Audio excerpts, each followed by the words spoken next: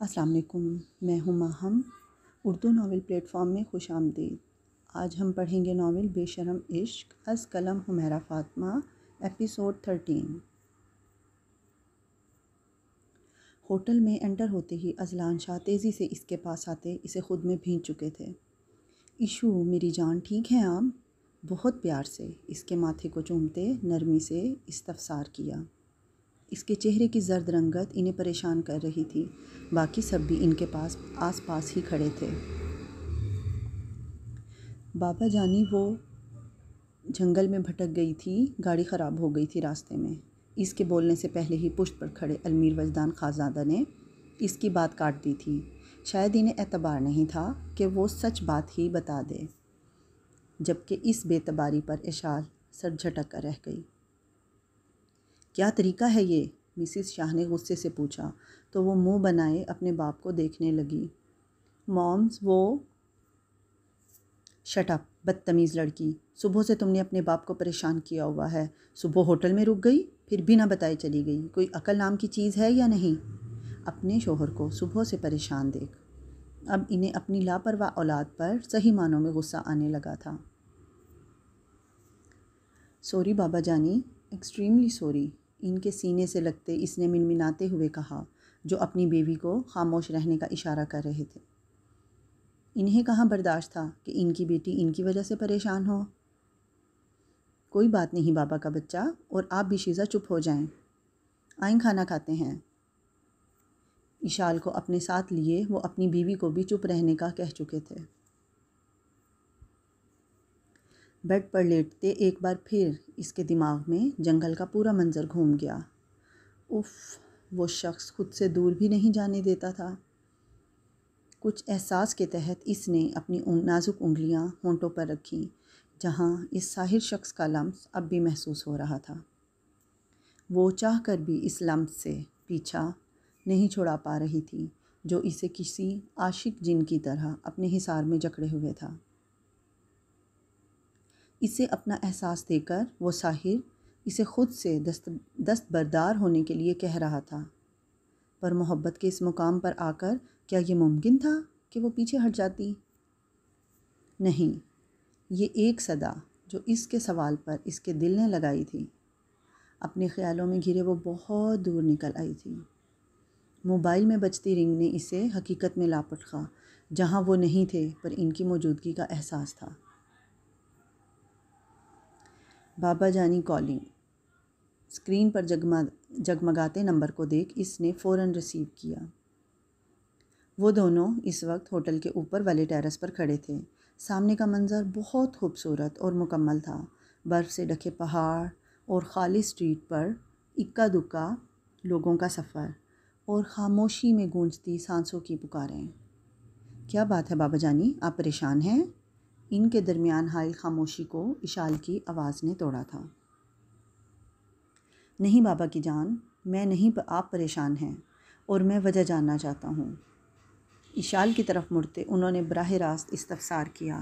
बाप था आखिर, वो भी वो बाप जिसने हर ख्वाहिश बोलने से पहले पूरी की हो। फिर कैसे मुमकिन था वो इन परेशान आंखों की परेशानी, इसके बेचैन वजूद की बेचैनी ना महसूस कर पाते?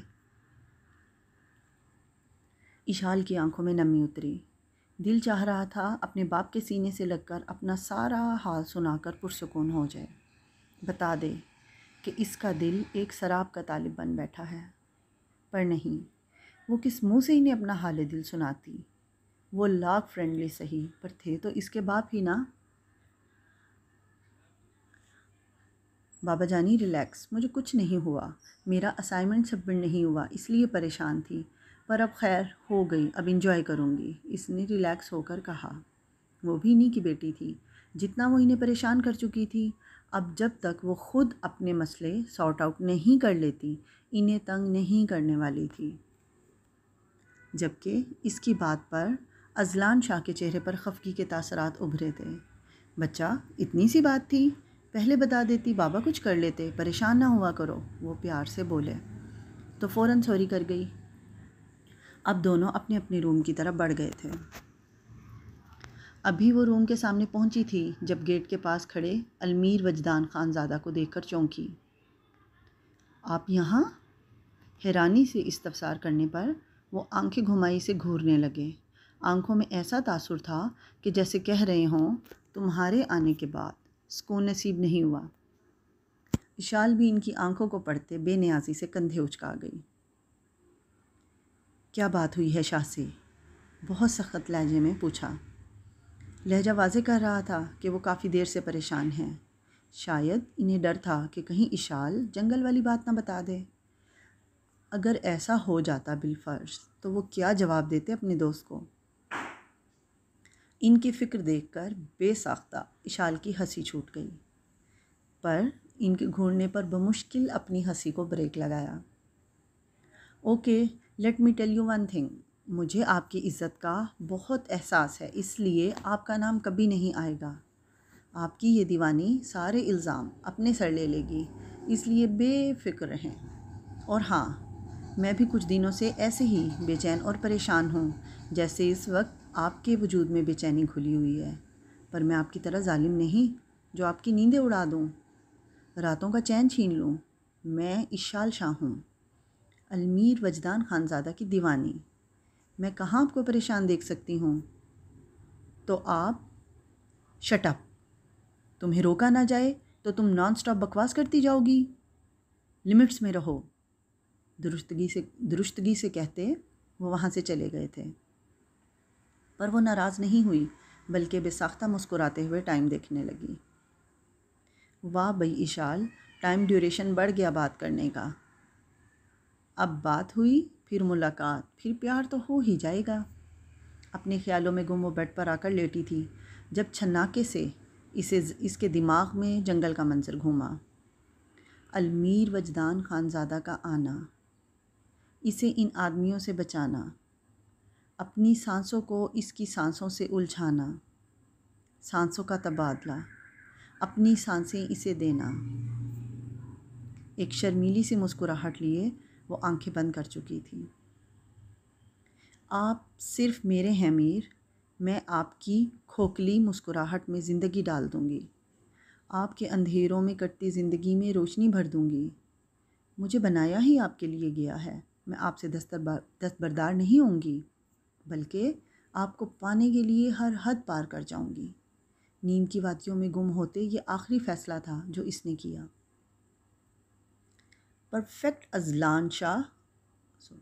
परफेक्ट इशाल अजलान शाह, शीशे में ख़ुद को देखते इसने मुस्कुराते हुए कहा।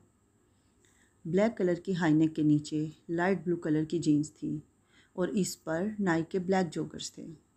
गर्दन पर ग्रे मफलर लिपटा हुआ था। सुनहरे बालों को पोनी टेल में कैद किए थे, जिसकी जुल्फ़ें ज़िग ज़ैग मीन्स में कमर पर झूल रही थी।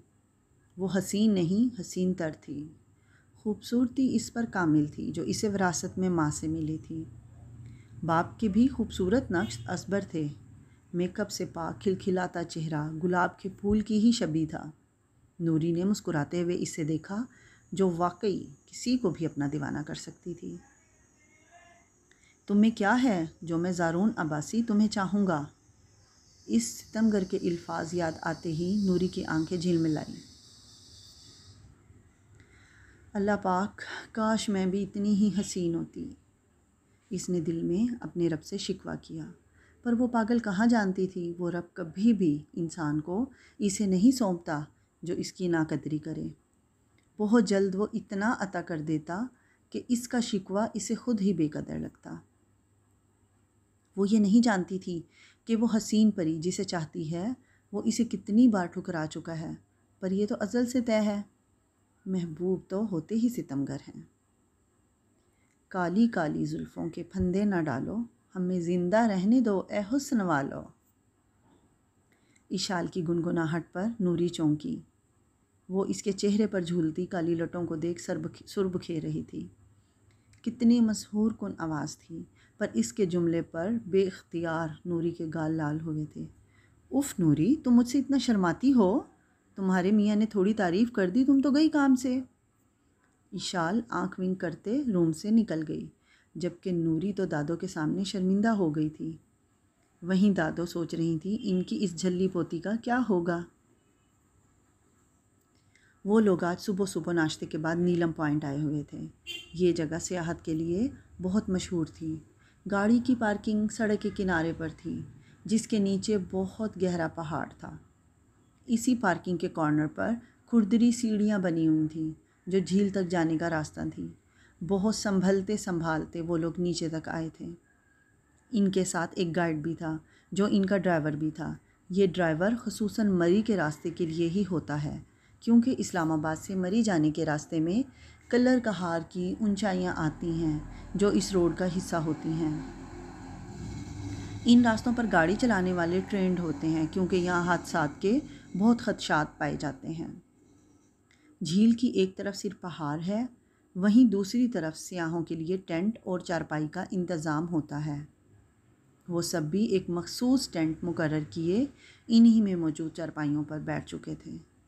बड़े सारे एक तरफ ठंडी हवा और पुरसकून माहौल से लुत्फ़ उठा रहे थे, वहीं समीर मुख्तलिफ पत्थरों पर बैठे अपनी फ़ोटोग्राफीज़ बनवा रहा था। इशाल और नूली झील वाली साइड पर पाँव डालकर बैठी थी। इस पानी का बहाव बहुत ज़्यादा तेज़ होता है। झील की गहराई शुरुआत में 20 किलोमीटर और आगे 180 किलोमीटर है, इसलिए यहाँ एहतियात ज़रूरी होती है। हल्की धूप में भी यहाँ का पानी बर्फीला होता है, क्योंकि अयूबिया से गिरने वाली बर्फ़ इसी झील में बहती है। वहाँ इन सब से लाइव फ़िश बहुत इंजॉय किया था। फिर एक खूबसूरत सफ़र गुजार कर वो लोग वापसी की राह ले चुके थे। रास्ते में रुककर उन्होंने सड़कों पर भी पिक्चर्स ली थी। इन सड़कों को बहुत खूबसूरती से डिज़ाइन किया गया था। सड़क के दोनों साइड्स पर रेलिंग्स मौजूद थीं, जिनके नीचे गहरी खाई थी। इस खाई में बड़े बड़े बादलों से ढके पहाड़ जलवागर थे। हर चीज़ खूबसूरती पर अपनी मिसाल थी और वो लोग कुछ भी नहीं करना चाहते थे। शाम होने से पहले वो सब होटल वापस आ चुके थे। फिर हल्की रात के साए में समीर की ऑफ़र पर वो लोग शॉपिंग के लिए निकले थे। शॉपिंग पर जाने से पहले वो तीनों नथिया गली गए थे। नथिया गली की खासियत ये है कि यहाँ भी बड़े बड़े पहाड़ हैं, लेकिन इन पहाड़ों पर बंदरों का क़याम है और यही बंदर नीचे आकर सियाहों को भी सालों से लुत्फ़अंदोज़ कर रहे हैं। वहाँ उन्होंने कॉर्न्स का मज़ा लिया, साथ बंदरों के साथ सेल्फ़ीज़ भी लीं। वापसी पर वो लोग मार्केट की तरफ हुए। यहाँ वैराइटीज़ में स्ट्रीट फूड्स के कोर्ट्स थे, जिसका इन लोगों ने भरपूर फ़ायदा उठाया था। काश मैं यहाँ आपके साथ होती, हर चीज़ से लुत्फ़अंदोज़ होते, इशाल के दिल में इस ख़्याल ने जन्म लिया। तो वो कुछ लम्हे उदासी के नज़र हुए, पर दिल ने किरण दी थी कि एक दिन ऐसा भी ज़रूर होगा। पसंद करते हो मेरी दोस्त को? इशाल के बराह रास्त सवाल पर समीर हड़बड़ाते अपनी नज़र सामने से हटा चुका था, जहाँ वो मासूम सबसे बेनियाज झुमके पसंद कर रही थी। इशाल काफ़ी टाइम से इसकी दिलचस्पी महसूस कर चुकी थी। अब नूरी की गैर मौजूदगी में पूछ ही बैठी, या टाइम पास? समीर की खामोशी पर इसने सवाल को तूल दिया, जो इसकी बात पर अब माथे पर बल डाले इसे घूर रहा था। ऐसे क्या देख रहे हो? कमाल का बेनियाज अंदाज था। समीर पेचोताब खा के रह गया। मैं ऐसा लड़का नहीं हूँ, समीर ने दांत पीसते लफ्ज़ ब लफ्ज़ कहा। वो भी ऐसी लड़की नहीं है, जवाब दो बदूहू हाजिर हुआ। मैं सीरियस हूँ इसे लेकर, अब के लहजे में गुस्से का आंसर था। गो के इशाल की बात इसे पसंद ना आई हो। इसकी बात पर इशाल के चेहरे पर तंजिया मुस्कुराहट ने अहाता किया। आगाह करो इसे अपनी पसंद से, हुक्म देता शाहाना अंदाज। समीर दांत पीस के रह गया। वो लड़कों से बात करना पसंद नहीं करती, जला भुना अफसोस से भरपूर लहजे में जवाब आया। इसकी बात पर इशाल के कहकहों का फवारा छूटा। समीर ने खुद को कोसा था इशाल को ये बात बताने पर। वो झटके से समीर की तरफ घूमी। महबूब के दरबार में ठुकराए जाना शर्त है। अगर मोहब्बत सच्ची है तो साबित कदम रहना। आज गुलामी करोगे, कल दिल की सल्तनत का तख्त भी मिलेगा। आंखों में जुनून लिए अपनी बात कहते मुकाबिल को साख्त करती वो जा चुकी थी।